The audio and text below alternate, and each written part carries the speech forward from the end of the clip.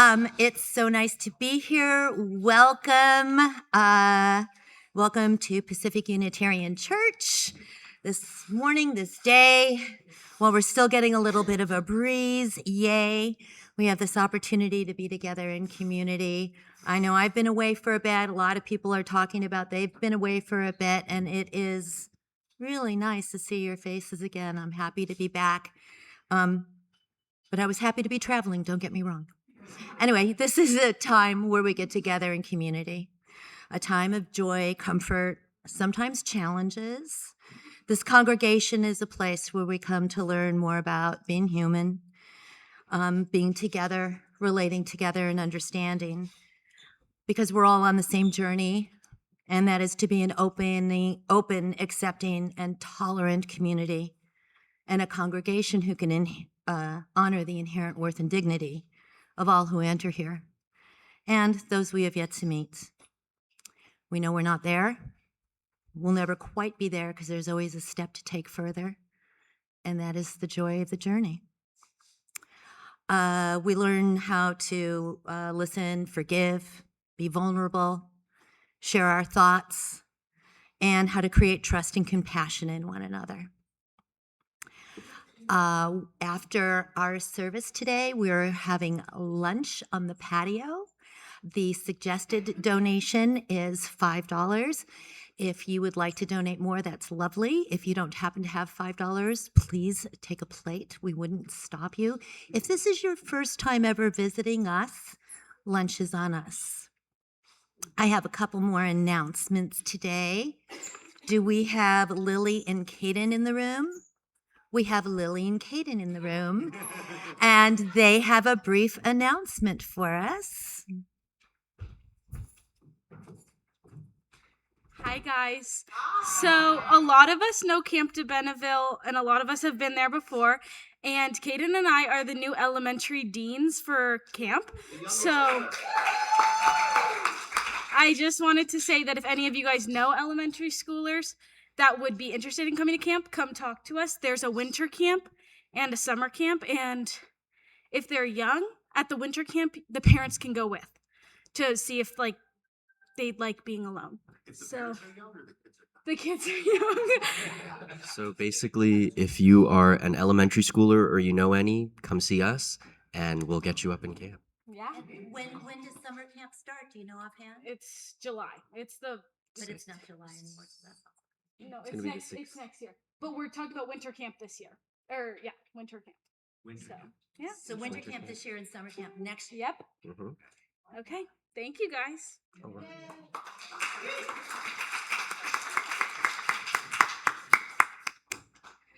Okay, and the auction is coming. The auction is coming. The auction is Saturday, September 19th. While you're taking your cell phones out to turn the volume down, you can also mark your calendars for Saturday, September 19th.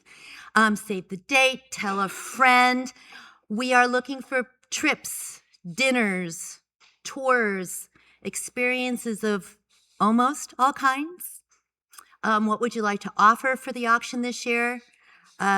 Look for Barbara Paulson on the patio to get your offerings turned in before August 23rd so it can be printed in the catalog.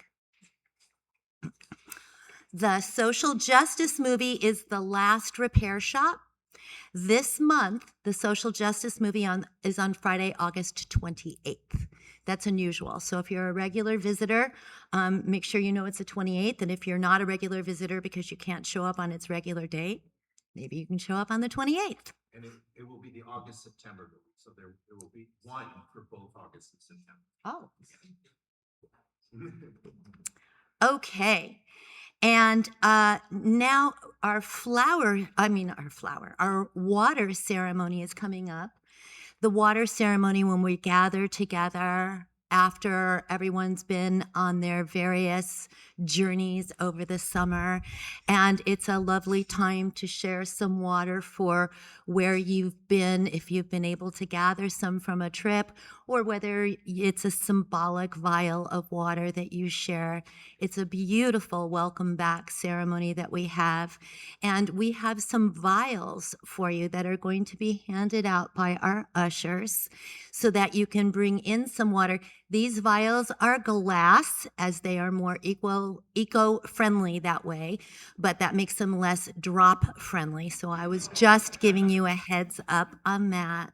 So while they're being handed out, why don't we take a few minutes to greet your neighbors, say hello, find out where they've been, where they're going, and what they might be putting in that vial.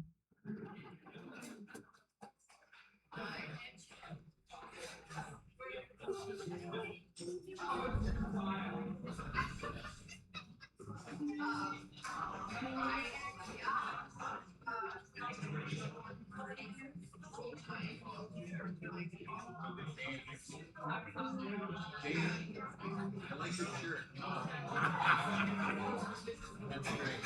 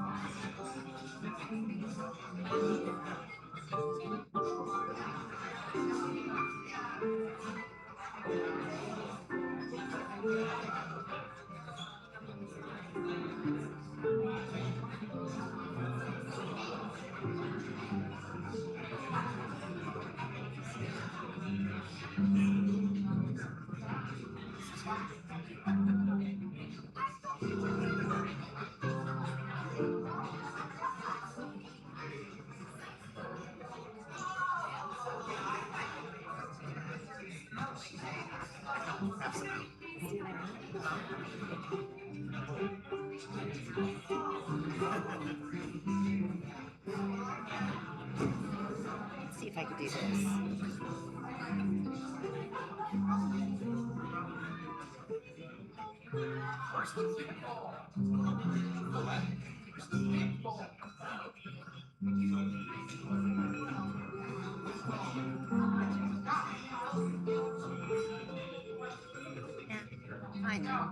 figured I'd make it louder though, and I was going to give it a second anyway. Take some materials.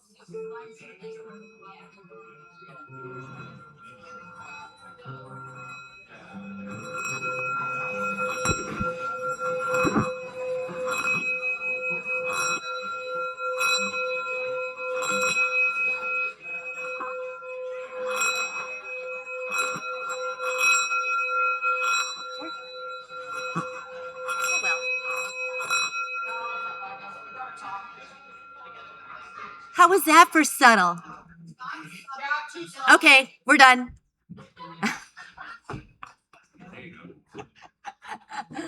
It's nice to say hello to each other, and that's what lunch on the patio is for. We can continue catching up, but now I'm going to call us back into worship as we light our chalice. As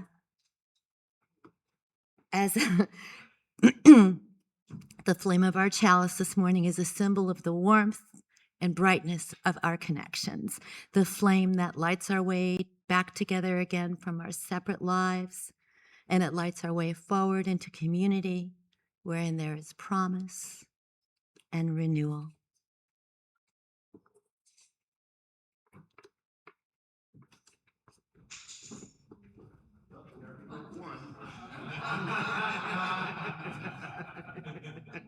We have extra. No, just kidding. Good morning, everybody. Pastor Joshua here. Welcome to worship. I wanted to share a couple things this morning before we are called into worship. First, I don't know if you know, the other week I shared a book that I had an essay published in, and I just got this book, which I have 2 poems published in as well. So it'll be in the office. This one's a little more accessible. They're shorter readings and the book's cheaper.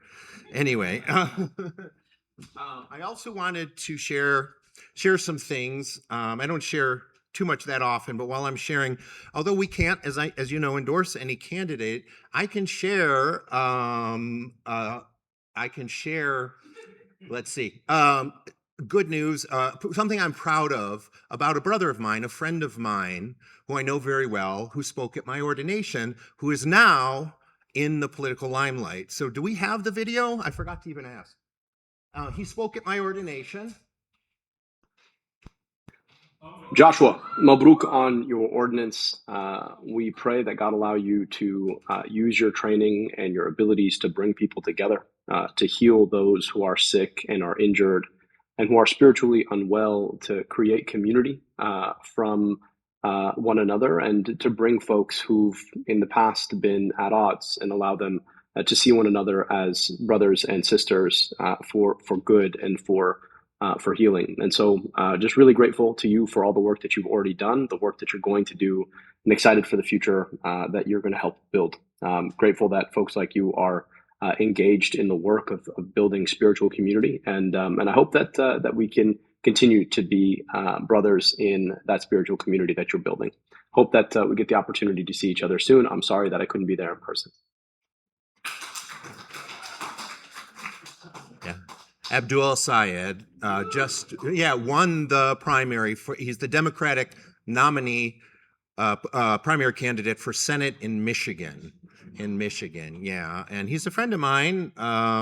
So I just wanted to share something I'm proud of.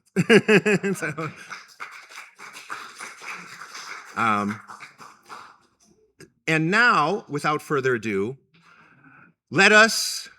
we've already entered, we've already come in, so let us rejoice. Please stand in body or spirit as you are able for our opening hymn, Enter, Rejoice, and Come In.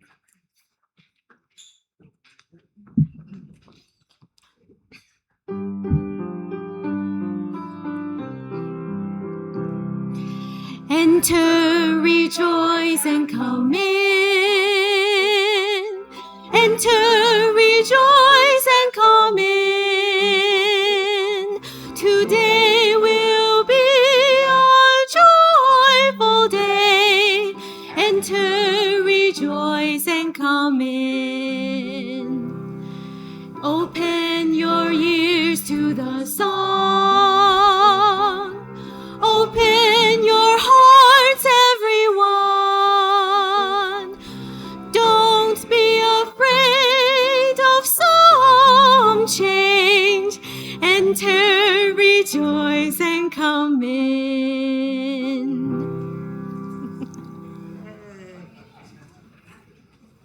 right. And now I'd like to welcome all of our youth and everyone who's young at heart, or anyone who feels like sitting on the carpet in the front, to join us with Dr. Haven Perez for a story, An Egg is an Egg. Good morning. Today, I want to ask about transformation. What's the first thing you think of when you think of transformation? Nice to have you back, by the way. I think it is for transformation. You have to transport yourself. Yeah, for sure. And remember what you told me when you were sitting next to me. What was the Pokemon do? Can have an evolution and transformation. Exactly. And that evolution is a type of transformation. How about you, Weston, when you think of transforming and transformation? I feel like what I think the book is going to be about, an egg kind of like cracks and becomes older and over, kind of like a human. Oh, very good. All right. Okay, so you guys know exactly what's going on. All right. An egg is an egg. An egg is an egg until it hatches, and then it is a chick. A branch is a branch until it breaks, and then it is a stick. Nothing stays the same. Everything can change. A seed is a seed until it is sown, and then it is a flower. A block is a block until there are many, and then they become a tower. Nothing stays the same. Everything can change. Water is water until it is brewed, and then it becomes tea. You are you until I come, and then you become we. Nothing stays the same. Everything can change. The yard is green until it snows, and then it becomes white. Day is day until sunset, and then it becomes night. Nothing stays the same. Everything can change. This baby was a baby until he grew, and now he is a boy and you. But you can always be a baby, and you will always be my baby, as my mom still calls me her baby. Some things stay the same, some things never change.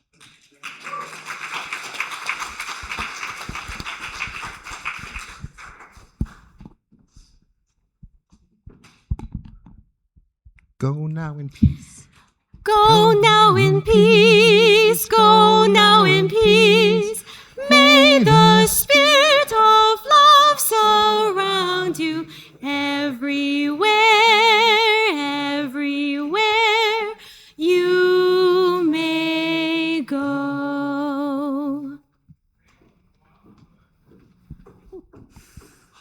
And now is the time for us to think about what's lying in our hearts, a joy, a concern, a sorrow, and come share it with us and light a candle, or just come up and light a candle.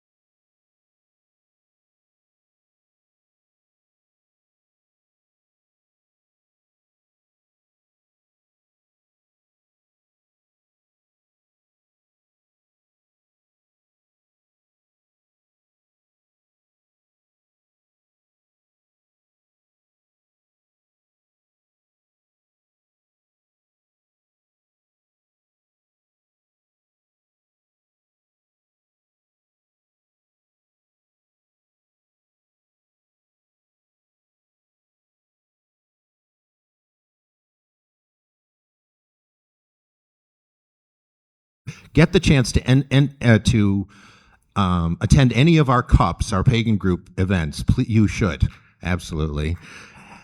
And then I'm going to also light it for all the joys and sorrows that remain in our hearts unspoken.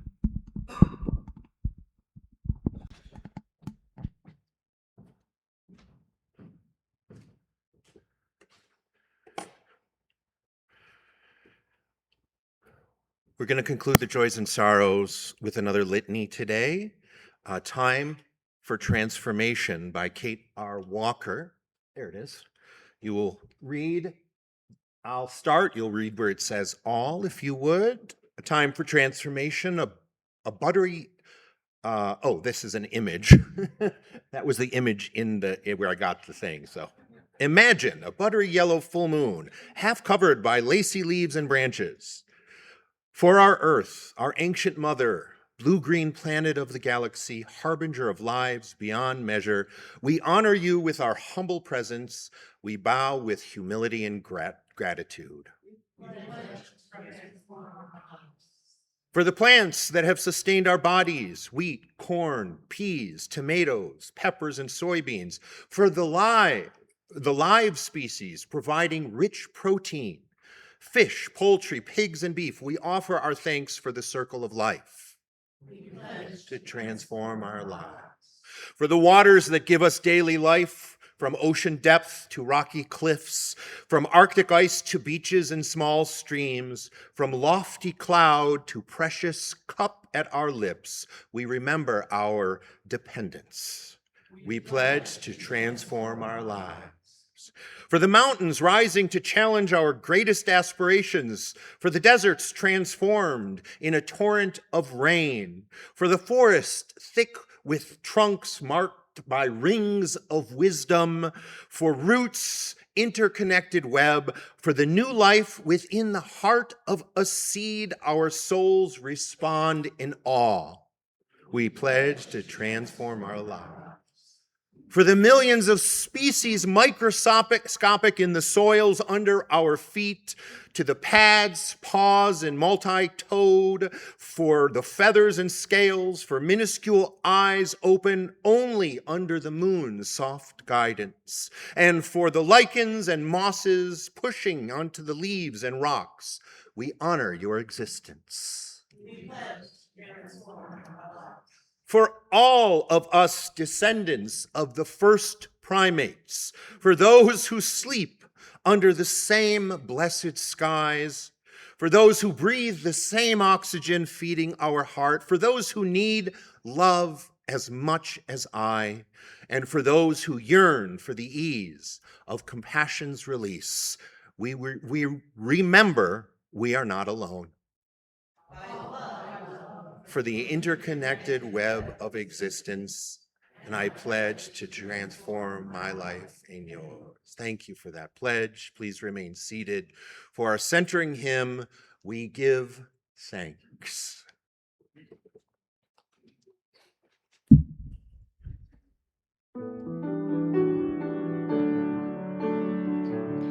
Oh, we give thanks for this precious day, for others here and those far away,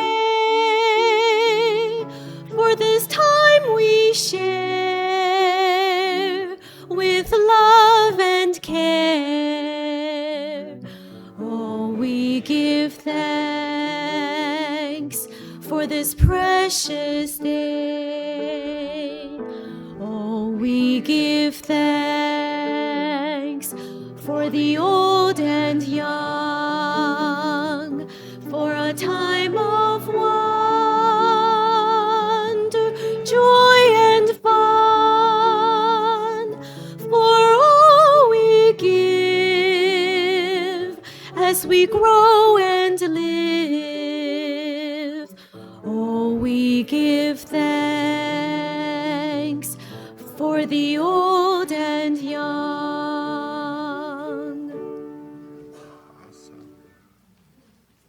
Our reading this morning is from The Serviceberry by Robin Wall Kimmerer. I'm going to read the beginning, just the beginning, because it relates to transformation. The cool breath of evening slips off the wooded hills, displacing the heat of the day.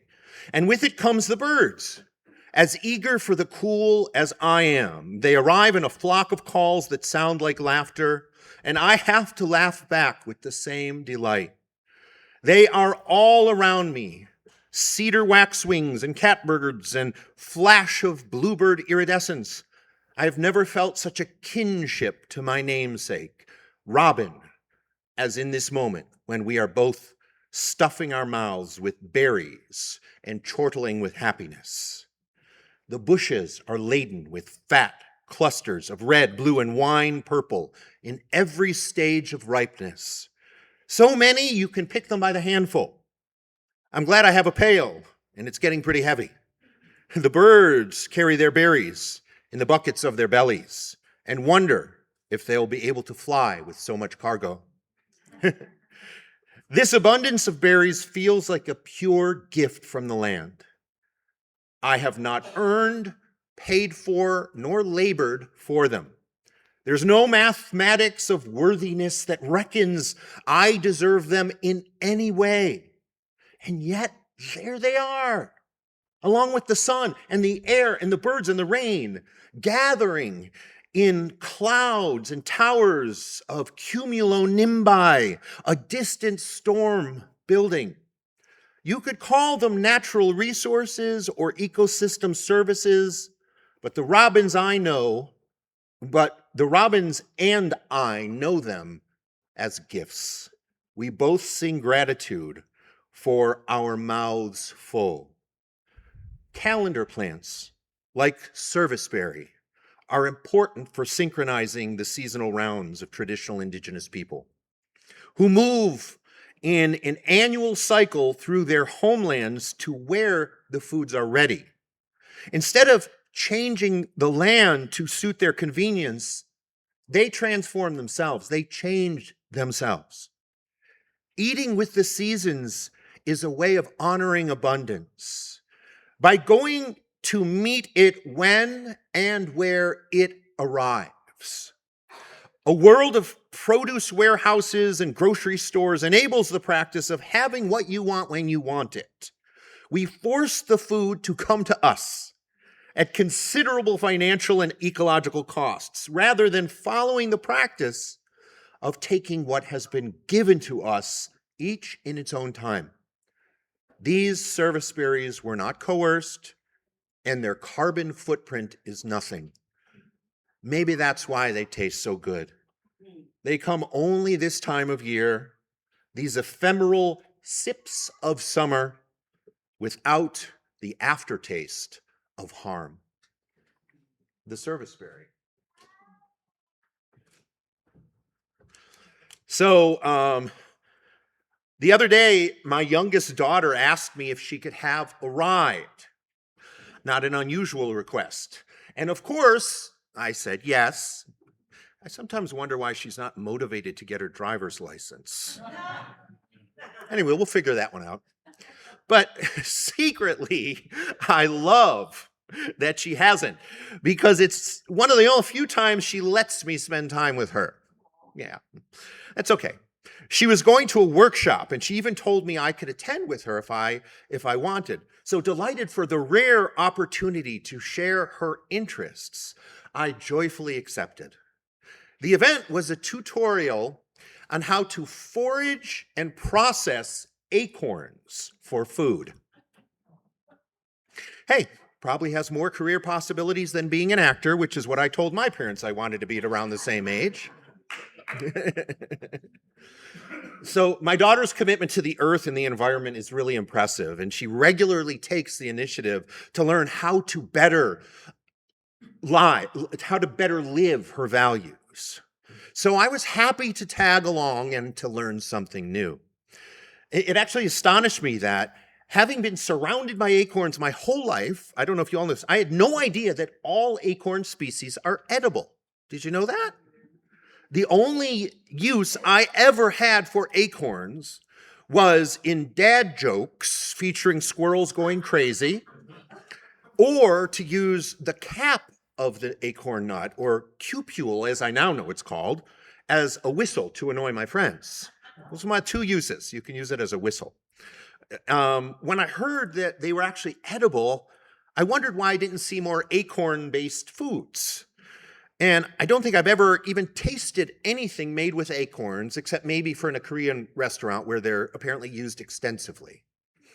So the workshop was very interesting, and to my delight, it included tastings of cookies and tortillas with salsa made from acorn flour.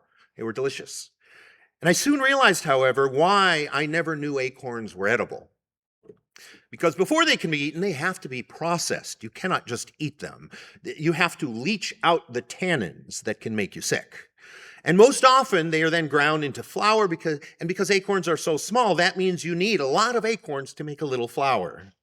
So making them palate ready, ready to eat, or turning them into a form that can be used in baking is rather involved and quite time-consuming. That is in addition to the time it takes to forage for them, because acorns, except for maybe at fancy stores like Erewhon, they're not exactly a supermarket staple.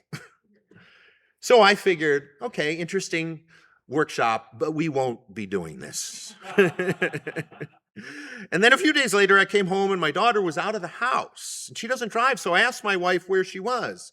And my wife said, foraging. Where she went foraging in the greater LA urban area, I'm not sure. But she apparently found some good places through an online search. There are a lot of good places. And she wasn't just foraging for acorns. She found all kinds of things like fig tree leaves and pine cones. You can use those for tea. It's really cool. Anyway, there are many great, as you know, environmental and health and other reasons there are to do things like foraging. Even still, I did know that given my time constraints, I would not be adding acorn foraging and processing into my routine. I imagine not many people would have the time or be willing to regularly replace grocery delivery, because hardly any of us ever go to the supermarket anymore, with trips to Griffith Park, for instance, to find natural things to process every single day for our daily meals. But that experience got me thinking about our UU value of transformation, and that it requires a commitment to lifelong spiritual and ethical growth. And what is growth?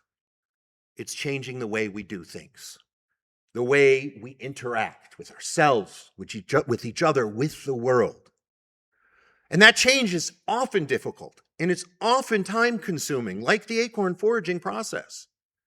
But such change can also lead to so much more love in the world, in the same way that the foraging for acorns can lead to healthier eating and better stewardship of the land and greater connection to the natural world. It's meaningful growth. True transformative change requires us to significantly alter many of the ways we currently do things. It's a tough things to swallow. Things that are routine. Things that are so embedded in our lives that we might not even be able to imagine how to begin changing them, let alone find the time and the resources to do it. I admit it. It's always easier to stick with the status quo. But sticking with the status quo means we often perpetuate systems of harm because they don't directly affect our lives. And it's easier to patronize fast food places that underpay workers than to process acorns, for instance, or to even cook for ourselves, for that matter. If you want to learn how to eat better, contact John Hocut in Portugal. He will gladly tell you. It's easier to drive everywhere than to figure out how to use public transportation. It's easier to buy something than to repair something we already have. It's easier to avoid an uncomfortable conversation than to risk changing or hurting a relationship.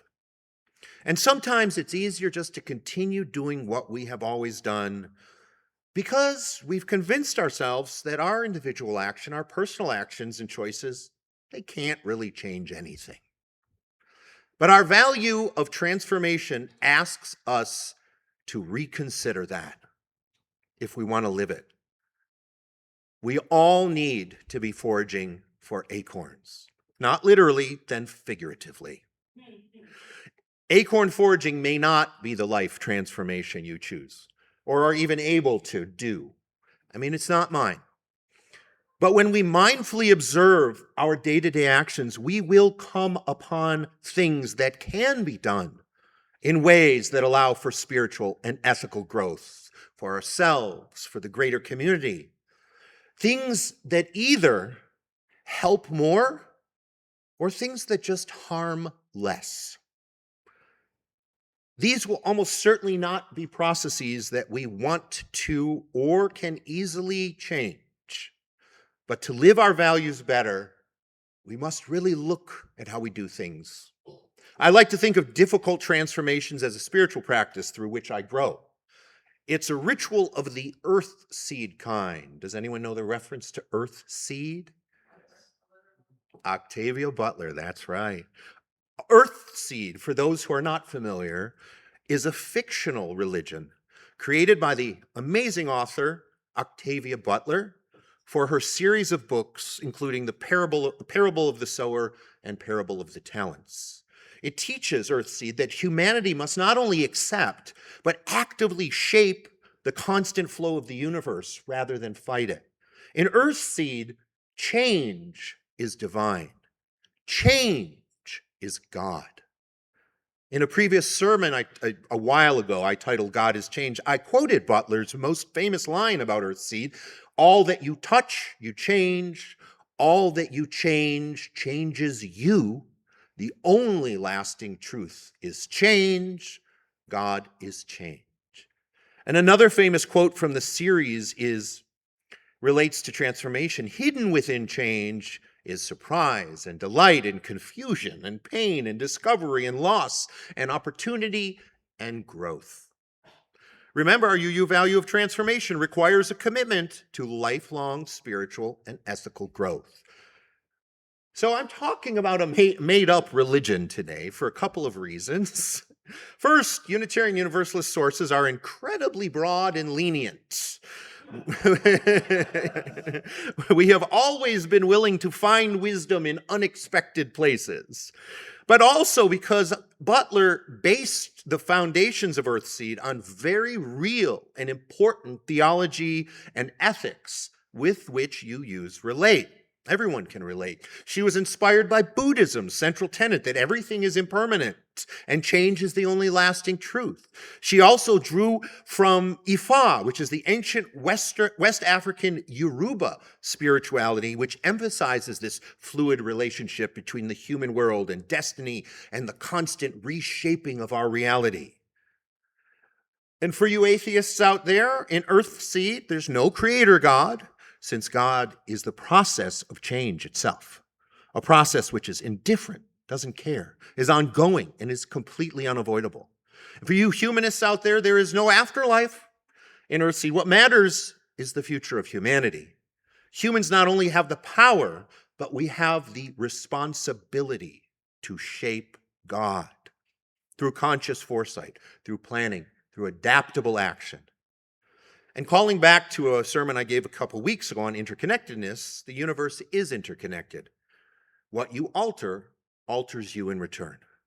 So Earthseed rejects as well identity divisions like we do. It prioritizes interdependence instead.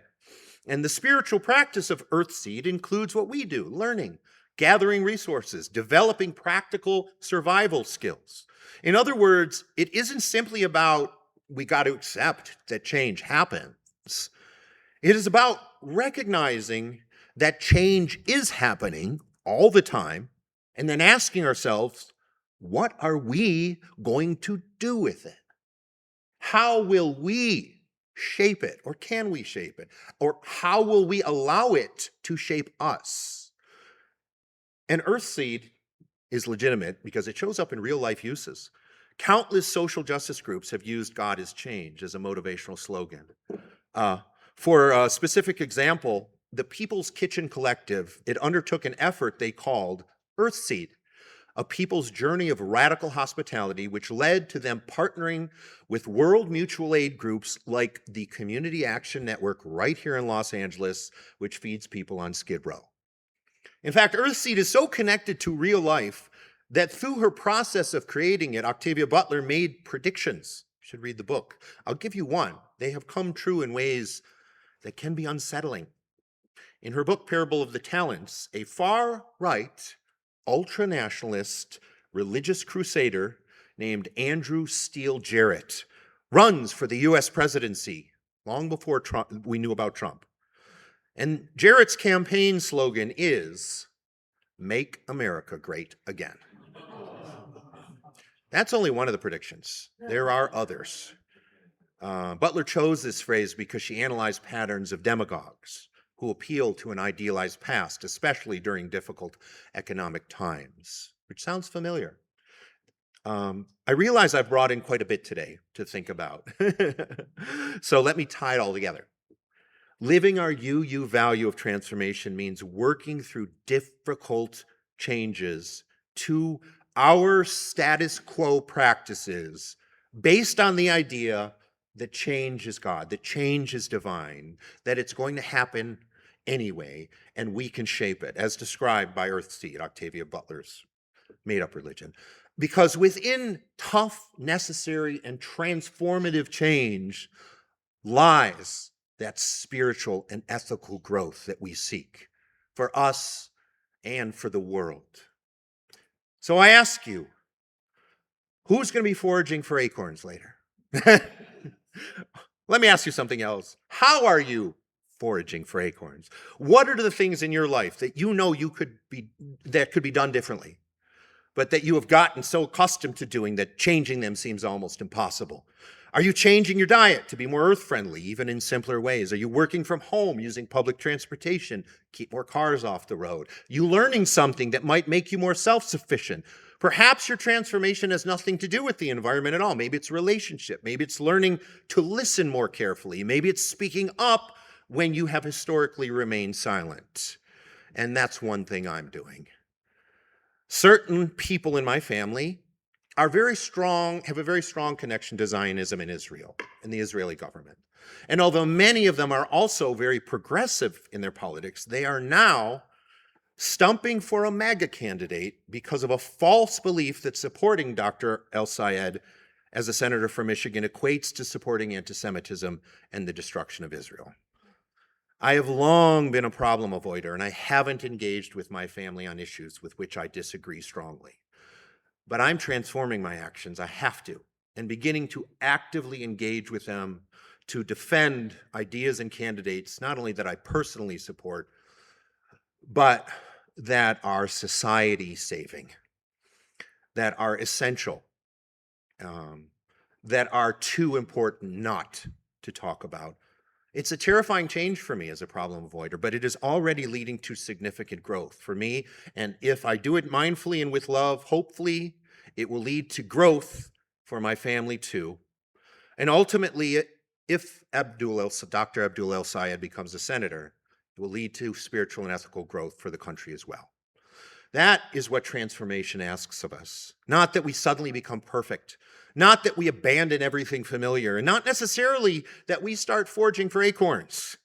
It asks us to look carefully at the lives we are living and notice where the status quo is no longer serving our values. And then perhaps we just begin that difficult work of transformative change. So may we all have the courage to embrace transformation, the patience to do the very difficult work. I know we have it. And we certainly have the wisdom to recognize the growth hidden within it. May it be so.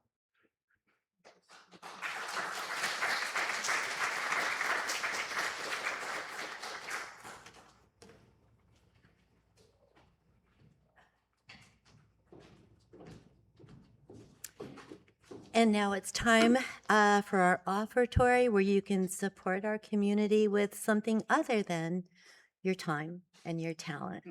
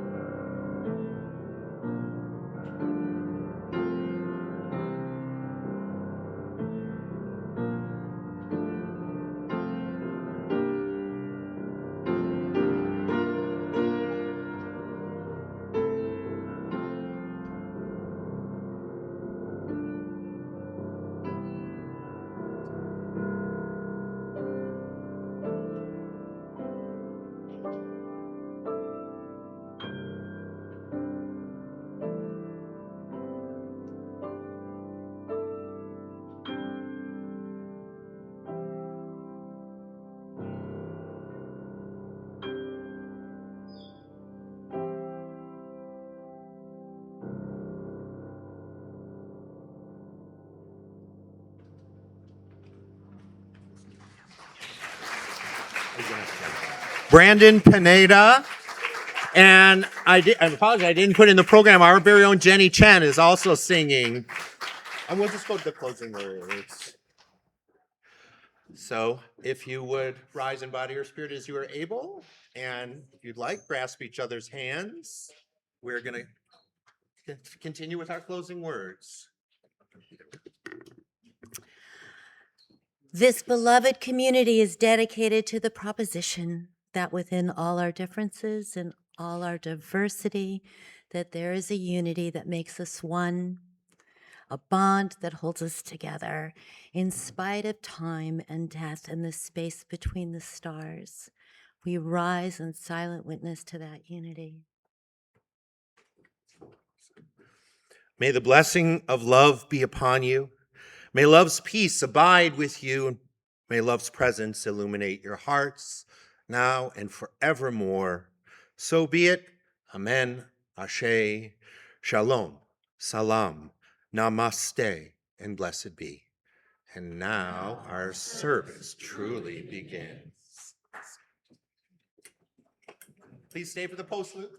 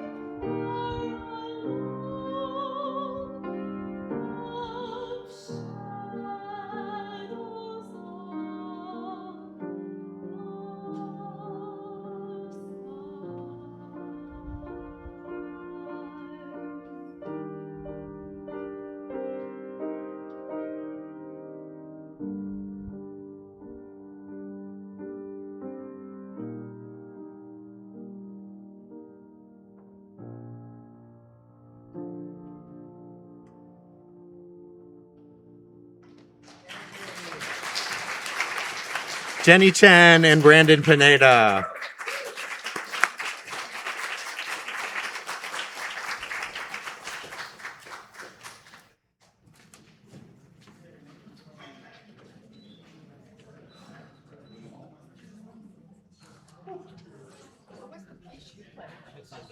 So good to see you.